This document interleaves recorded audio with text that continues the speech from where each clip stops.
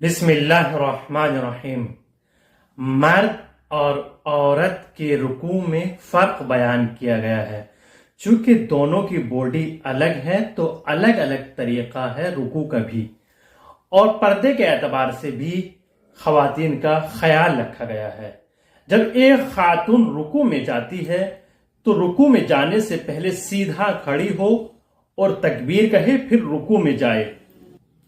और रुकू में जाने का तरीका यह है कि एक खातून अपने हाथों को घुटने पर नहीं रखेगी। ये मुस्तहब है, अगर रख ले तो नमाज उसकी बातिल नहीं है, लेकिन मुस्तहब ये है कि ये अपने हाथ, ये हथेलियां घुटनों के ऊपर नहीं रखेगी। क्योंकि अगर अपने उंगलियों को, अपनी इन हथेलियों को घुटने पर रखती है तो पीछे का हिस्सा आश्कार हो जाता है।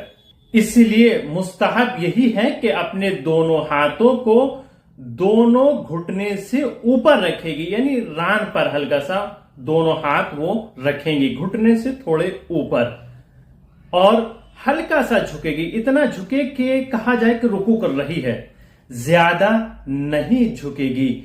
मर्द जो झुकेगा उसकी कमर सीधी होनी चाहिए, ये बिल्कुल सीधी, अगर कोई चीज उसके ऊपर रखी जाए तो गिरे ना, और उसकी गर्दन भी खिंची हुई हो, सीधी हो।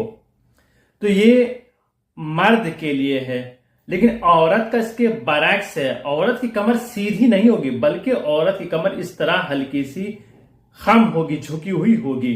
और औरत के लिए यही बयान किया गया है कि अपने बदन को समेट कर रखे, ज्यादा फैलाए ना, ज्यादा उसके बॉडी पार्ट्स आश्कार ना हो, और पैरों के दरमियान में जो जगह छोड़ी जाती है रुकू के दरमियान में, वो भी खवातीन ना छोड़े, अपने पैरों को मिला कर रखें।